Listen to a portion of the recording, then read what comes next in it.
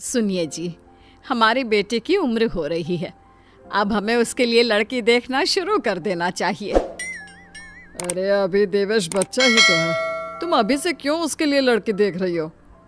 अभी से लड़की देखेंगे तभी तो हमें कोई अच्छी लड़की मिलेगी ना। वरना आजकल का ज़माना कैसा है ये तो आप भी जानते ही हैं। अच्छे घर की लड़कियां मिलना बहुत मुश्किल है।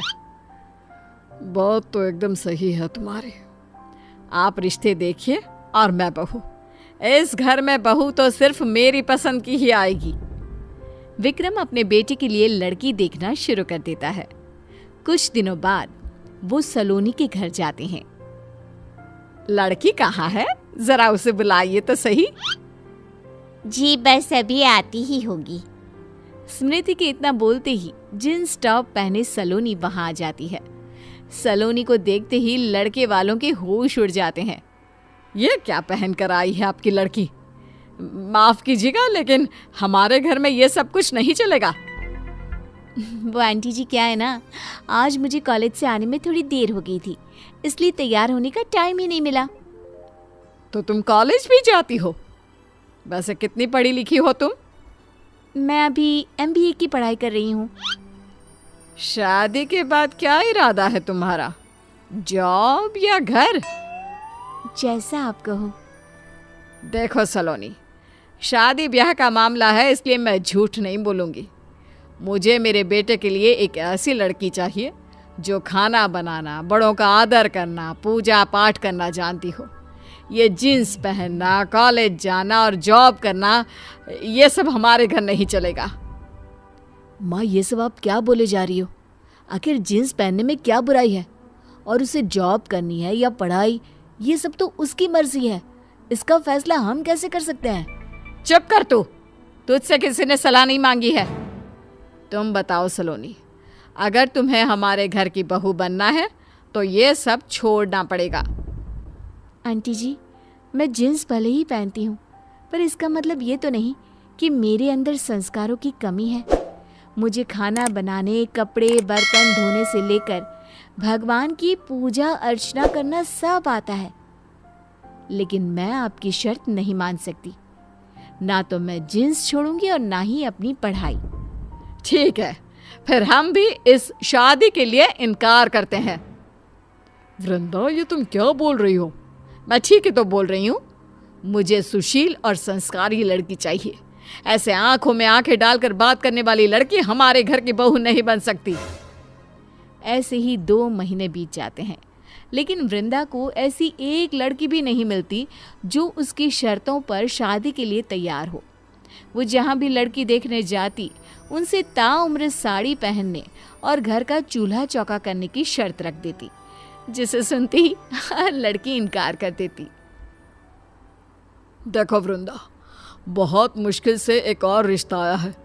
तुम प्लीज यहाँ किसी पर कोई शर्त मत थोप देना। मैं नहीं चाहता कि तुम्हारी ऊट पटांग शर्तों के कारण हमारे बेटे की उम्र निकल जाए।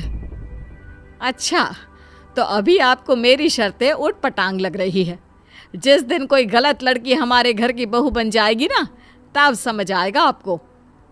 देवी जी, अगर आपका हो गया हो तो अब चले हम लड़की देखने। हाँ तो चलो ना, कौन मना कर रहा है?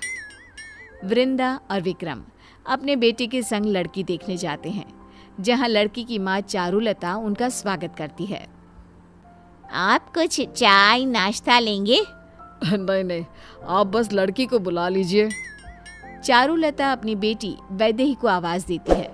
थोड़ी ही देर में साड़ी पहने, हाथ में चाय लिए और सर पर पल्लू रखकर वैदेही आ जाती है। वैदेही को देखते ही वृंदा फूले नहीं समाती। वो बिना कुछ पूछे ही रिश्ता पक्का कर देती है और अच्छा सा मुहूर्त देखकर दोनों की शादी करा देती है। शादी के 2 दिन बाद, वैदेही बेटा, देवेश ऑफिस के लिए लेट हो रहा है, तो उसके लिए चाय बना कर ले आ। मम्मी जी, मुझे चाय बनानी तो आती ही नहीं है और उनको ऑफिस के लिए बहुत देर भी हो रही है, वरना मैं YouTube में देखकर बना लेती।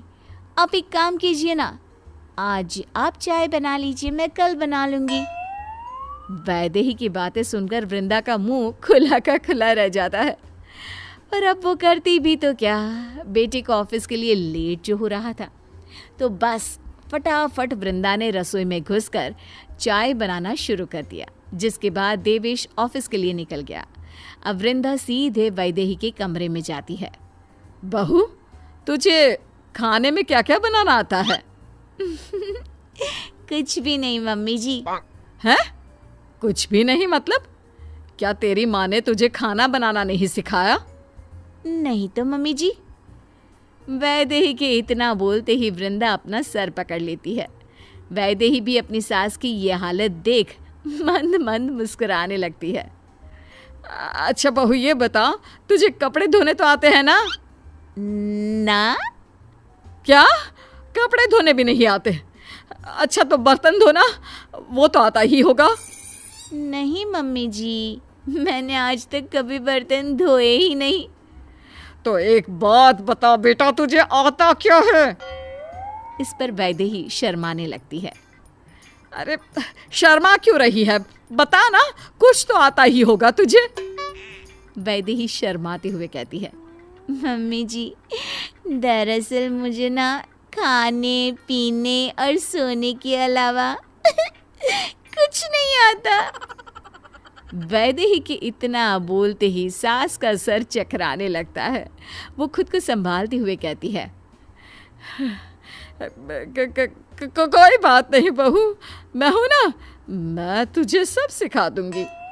दिन बीतते जाते हैं, लेकिन वैदेही घर का एक काम भी नहीं सीख पाती। वृंदा भी अब उसे सिखाते सिखाते थक चुकी थी, इसलिए अब वो भी उससे काम करने को नहीं कहती। क्या हुआ वृंदा, इतने परेशान क्यों हो? अब क्या बताऊं आपको, सारा काम दिन रात बस मुझे ही करना पड़ता है। बहू को कुछ भी बोलती हूँ तो वो साफ इनकार कर देती है। अब बहू तो तुमने खुद ही पसंद की थी, तो भुगतो अब। इसीलिए कहता हूँ, पहनावा देख कर किसी इंसान को मत तोला करो।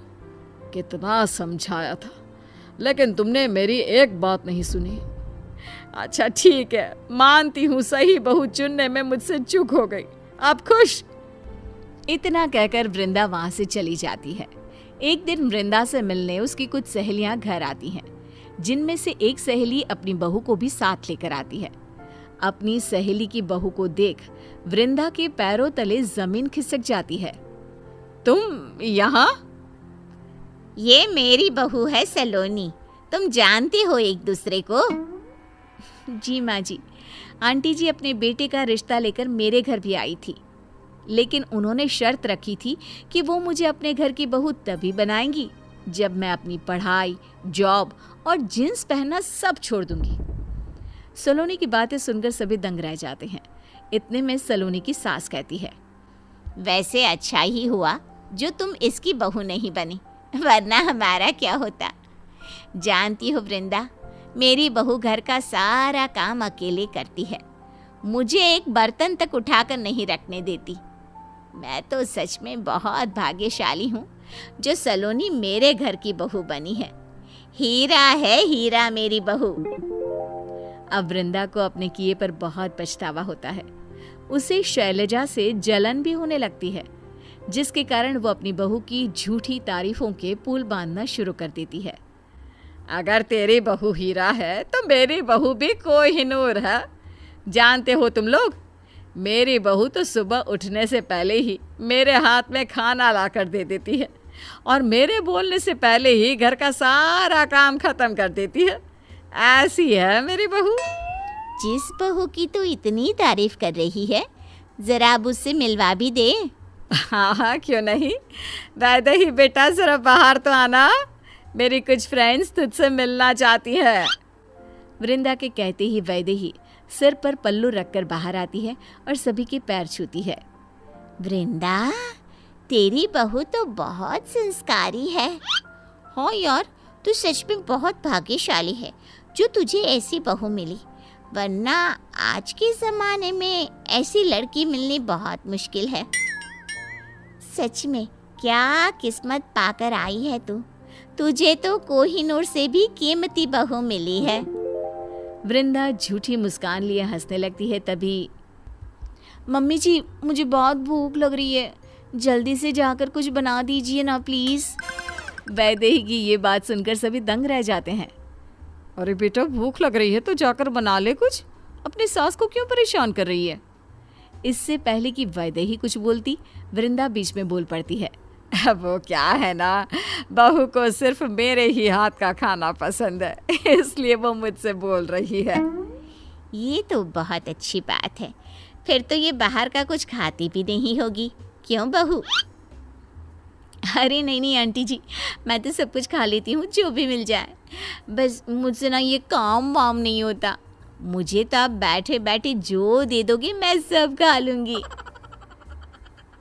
क्यों वृंदा, तू तो बोल रही थी तेरी बहू घर का सारा काम करती है। अरे बहू, तुम लोगों से मजाक कर रही है क्या? तुम भी इसकी बातों पर भरोसा कर रहे हो? जा बहू, जाकर सबके लिए चाय बना दे। मम्मी जी, मैंने आज तक अपने लिए तो चाय बनाई नहीं, फिर इतने सारे लोगों के लिए कैसे बना दूँ? अगर आप चाय बनाए ना तो मेरे लिए भी बना देना।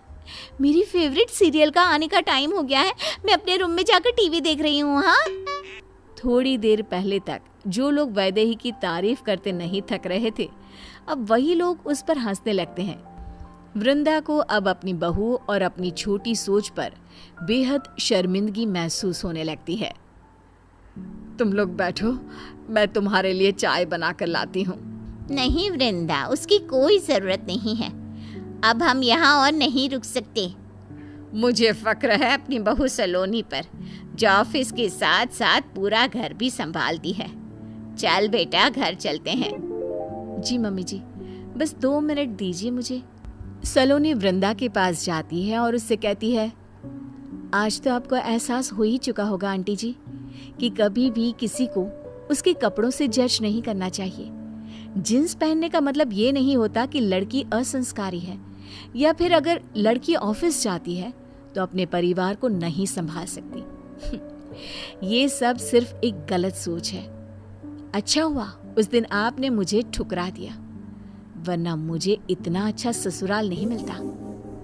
आज अपने पूरे जीवन में पहली बार वृंदा को एहसास होता है कि पहनावे को लेकर उसकी सोच कितनी गलत थी। कभी किसी के संस्कारों को उसके कपड़ों से तोलकर नहीं देखना चाहिए। कपड़े कभी किसी की काबिलियत और संस्कारों को बयां नहीं कर सकते।